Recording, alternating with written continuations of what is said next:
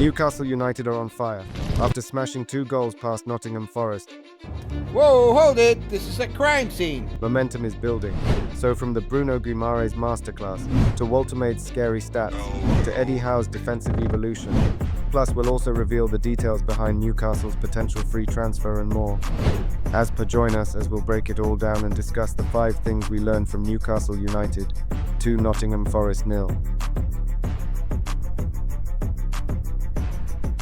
Let's go! So the first thing we learned was the clutch captain. As the second half wore on with the scores level and Newcastle struggling to find a breakthrough, Bruno Guimarães once again rose to the occasion. Fine. I'll do it myself.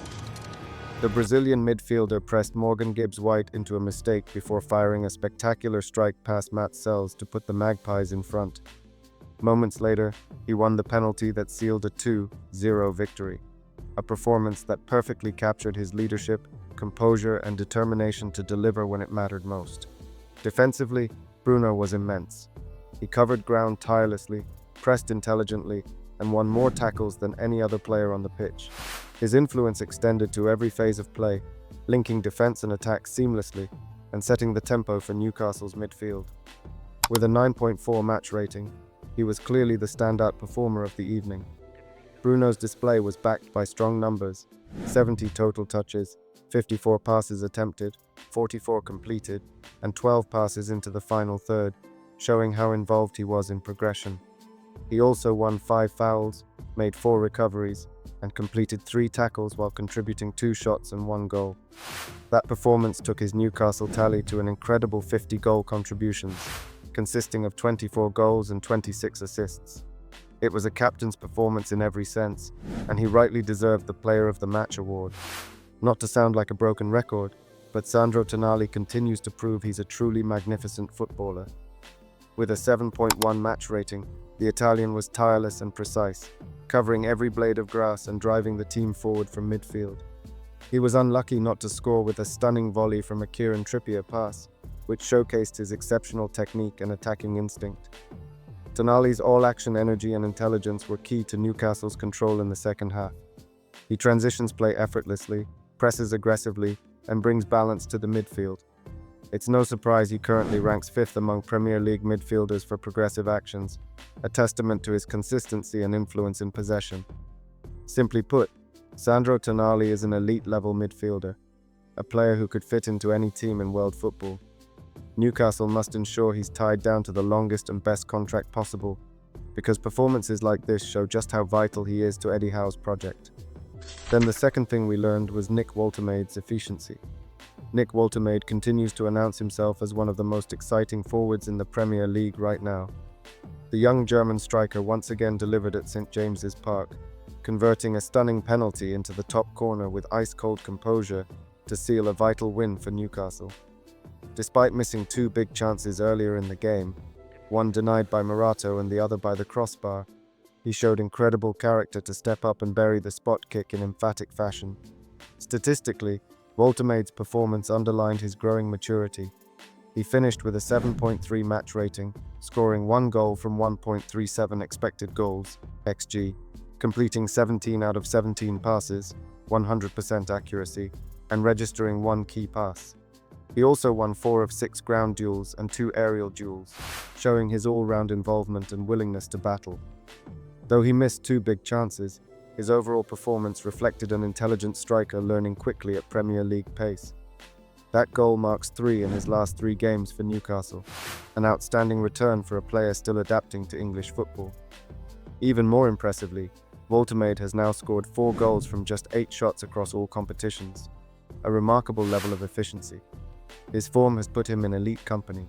He is now only the 3rd Newcastle player ever to score in each of his first 3 Premier League home games, joining legends Les Ferdinand, 1995, and Alan Shearer, 1996. After the match, Waltermaid was visibly humbled by the achievement, saying, "Alan's a big name, and a big guy here. I can't compare myself with him. Amazing feeling to celebrate in front of the Gallowgate end. I knew if I scored they would sing my name, and that's always good motivation. Really special moment for me." Even Alan Shearer himself was impressed, telling the Premier League's official website, impressed to see him step up and take the penalty, and take it with such aplomb. Even if the goalkeeper had gone the same way, he wasn't stopping that one right in the top of the net, and he could have had a couple more before that. Interestingly, Woltermade's confident penalty came just days after Anthony Gordon had taken both spot kicks in Newcastle's Champions League clash against Union Saint-Gilloise. The young forward reportedly wanted to take one himself that night, but was talked down by senior teammates. This time, though, he made no mistake, and with the way he dispatched his effort, he may soon be pushing Gordon for the club's penalty duties. For Eddie Howe, it's the kind of good problem every manager dreams of.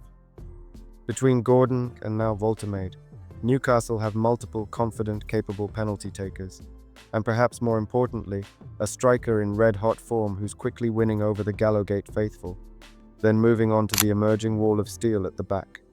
Newcastle United's defensive backbone continues to tighten with every passing game, and at the heart of it lies the formidable pairing of Sven Botman and Malik Chow. With wave after wave of Newcastle attacks shown in the field tilt, the defense limited Forest to just 0.29 xg, barely giving them a clear sniff at goal. The duo once again delivered a commanding performance, ensuring a clean sheet and providing the composure and physical dominance that Eddie Howe's system thrives upon. Starting with Sven Botman, the Dutch defender was quietly effective, covering well whenever Nottingham Forest managed to find space down the left-hand side. His positional awareness and timing in challenges ensured that Newcastle rarely looked exposed. Botman finished with a 7.4 match rating, completing 45 of 52 passes, 87% accuracy, registering one key pass, and creating one big chance. He made 6 clearances, won 2 aerial duels, and attempted 2 ground duels, showing calm authority throughout his 90 minutes. While less involved on the ball than his partner Theo, Botman's influence was still clear, a steady, reliable presence who reads the game superbly. Alongside him, Malik Chow continues to look like one of the Premier League's shrewdest summer signings. The German centre-back was brilliant when called upon, looking completely at home in Howe's backline. Chow's composure and technical confidence on the ball stood out once again, reflected in his 91% passing accuracy, 40 out of 44 completed passes, and his ability to progress play with assurance. He also recorded 2 clearances, 3 interceptions, 1 tackle, and remained unbeaten when dribbled at. Statistically, Chow earned a 7.3 match rating, winning 4 of 6 aerial duels and 2 of 3 ground duels, while also contributing 1 key pass and 1 big chance created. His expected goal value of 0.58 showed he even posed a threat at the other end, underlining his growing all-round influence. Beyond the numbers, Chow's performances have made a statement. Calm, commanding, and composed, he plays with the maturity of a defender far older than 23. His incredible ball-carrying ability has stood out too. In fact, he currently ranks first among all Premier League centre-backs for ball-carrying frequency. Watching his heat map from this game, it's clear how confidently he steps out from the back, breaking opposition lines and linking with the midfield. If Sven Botman is Newcastle's Rolls-Royce, then Malik Chow is surely the Bentley. Elegant, strong, and built for the top level. Together, they form a defensive pairing that oozes class and control. With 5 clean sheets in their last 7 Premier League games, 6 in all competitions, Newcastle are laying down the foundations for something special at the back. Fabian Schär and Byrne now face a monumental battle to reclaim their starting spots, because Chow and Botman are fast becoming one of Europe's most promising centre-back partnerships, a blend of composure, intelligence, and power that perfectly embodies Eddie Howe's evolving Newcastle United. Then moving on to the injury woes, Dan Byrne, ever the steady presence, delivered a solid performance, earning a 6.9 rating. He contributed an assist, made 2 clearances, 1 interception, and a tackle. However, he was dribbled past twice and seemed targeted by Forest down his side. While his effort and defensive discipline remain commendable, Byrne looks a little shakier at left back. That's hardly a reflection of his quality, but rather his unsuitability for the role, especially with Lewis Hall and Pino Livramento unavailable. It's something that certainly needs to be addressed over the upcoming break. On the issue of Lewis Hall, Eddie Howe named an unchanged lineup from the 4-0 win over Union SG in midweek. However, Hall's absence from the matchday squad raised eyebrows. The young fullback had been carefully managed following his recovery from foot surgery earlier this year. Unfortunately, it has now emerged that he suffered a hamstring injury during his cameo in Belgium on Wednesday.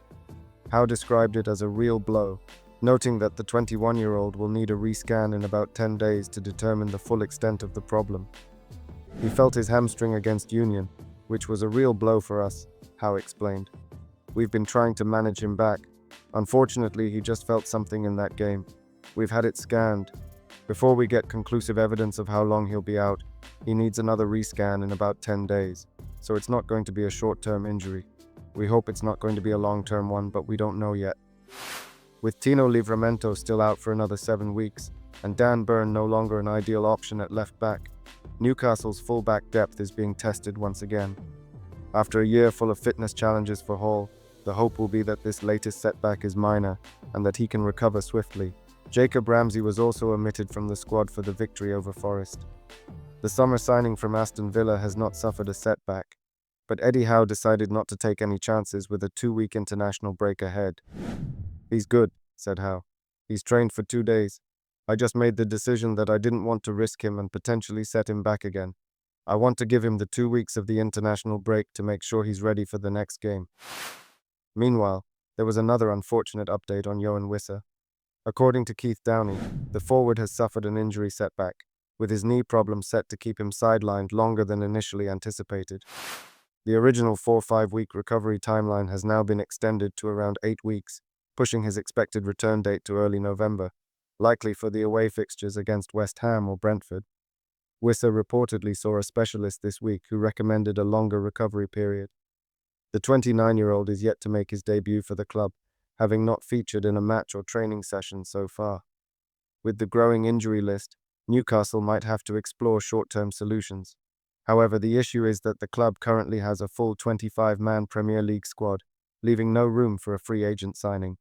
A versatile defender such as Takahiro Tomiyasu would have been a logical fit, capable of covering multiple positions across the backline, but that option isn't available without creating space in the squad. As things stand, Newcastle will need to manage with their current personnel until January. That said, the January window could bring some fresh additions, with one intriguing name already being linked: Real Madrid starlet Endrick, whose potential arrival is starting to gain momentum in the rumour mill. Newcastle United's hopes of landing a blockbuster signing from Real Madrid have been given fresh encouragement following Xabi Alonso's latest squad decision. Reports from Spain indicate forward Endrick has now fallen into what's described as a tertiary role under the new Madrid boss, a development that could open the door for Eddie Howe's side to make a move.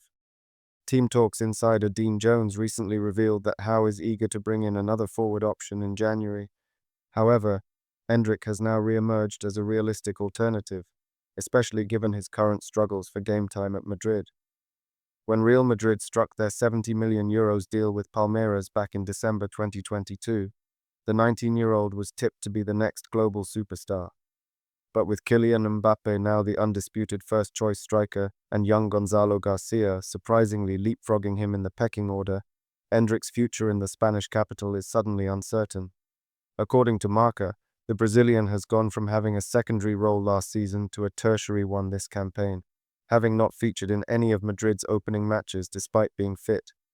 He was once again an unused substitute in Saturday's 3-1 win over Villarreal, marking the 5th consecutive game he has been left on the bench. Even in rotation-heavy fixtures, such as the midweek trip to Almaty, Alonso opted to give Garcia minutes instead, leaving Endrick watching from the sidelines. Endrick is the only Real Madrid outfield player medically cleared to play who hasn't yet been called up by Xabi Alonso, wrote Marca. That's 5 calls now, and 0 minutes. His role is no longer secondary like last season. It's now tertiary. Before the Villarreal clash, Alonso addressed questions about Endrick's situation, saying, "He has a chance to be a starter. He's coming off a slightly longer injury, but he's been training well for a few weeks now. It's just a matter of finding the right context in the game for him to come on. He has a goal-scoring instinct, a brutal finish. There's just a lot of competition, but his time will come." Despite Alonso's supportive words, the lack of minutes tells another story. With Mbappe thriving as Madrid's number one and Garcia emerging as his trusted deputy, having impressed with 4 goals and an assist in the FIFA Club World Cup, Endrick's path to regular first-team football looks increasingly blocked. This situation is exactly what Newcastle were hoping for. Sources from Defensa Central and Tutto Juve suggest that the Magpies have already prepared an official loan proposal to bring Endrick to St James's Park in January. The young Brazilian is reportedly open to the idea, though Real Madrid would prefer to keep him and ease him in gradually. With the player's frustration growing and Newcastle offering a clear path to Premier League minutes and European football, the next few months could prove decisive. For Eddie Howe and Newcastle's recruitment team, Endrick's current tertiary status may just be the opportunity they've been waiting for to land one of world football's brightest young prospects. When it comes to Eddie Howe and his recruitment team, patience and persistence have become hallmarks of Newcastle United's transfer strategy. The club has never shied away from long-term pursuits, often tracking targets across multiple windows until the right opportunity arises. According to new reports from Spain, the club have once again been linked with Oihan Sancet, one of La Liga's standout midfielders. The Spanish outlet Mundo Deportivo claims that Newcastle have sent scouts to Athletic Bilbao to monitor the 25-year-old, who has long been admired by the Magpies' recruitment team. Sancet, an elegant and technically gifted attacking midfielder, has made a name for himself in Bilbao's system with his ability to find pockets of space and link play between midfield and attack. So far this La Liga campaign, he has one goal to his name, though he was left on the bench in Bilbao's recent Champions League defeat against Borussia Dortmund. The report notes that his release clause stands between 70 to 80 million euros, and while his current contract runs until 2032, the expectation is that he could be available for less than his full buyout figure if Bilbao are open to negotiation. When Newcastle's initial interest surfaced in early August, speculation suggested that any deal could be funded through the potential sale of Alexander Isak. However, with Isak eventually moving on and the proceeds used to secure Nick Woltemade and Yoane Wissa, the club's immediate priority shifted toward replacing its frontline options, rather than strengthening midfield depth. Now, though, the landscape has changed. With Newcastle expected to compete in over 50 matches this season across the Premier League, Champions League, and domestic cups, Howe is acutely aware of the need for more high-caliber rotation options. In that sense, Sancet could be a perfect fit, a creative, dynamic midfielder who can operate between the lines, complementing players like Bruno Guimarães, Sandro Tonali, and Joelinton, while offering something different from Lewis Miley or Joe Willock. Interestingly, Newcastle fans won't have to wait long to get another look at Sancet in action. The fourth game of Newcastle's Champions League group stage sees Athletic Bilbao visit St James's Park on November 5th, setting the stage for a potentially intriguing subplot. It won't be the first time Sancet has featured on Tyneside either. He previously appeared as a substitute in the 2022 pre-season friendly between the two clubs, a match Newcastle won 2-1 thanks to goals from Callum Wilson and Alan Saint-Maximin. With Howe's proven track record of identifying and nurturing talent, and Sancet's technical profile matching the club's evolving style of play, this could well be one of those transfer stories that quietly gathers momentum, the kind Newcastle revisit when the timing and the price are just right. And if you would like to watch the insane rise of Eddie at Newcastle United, click the video link on screen now.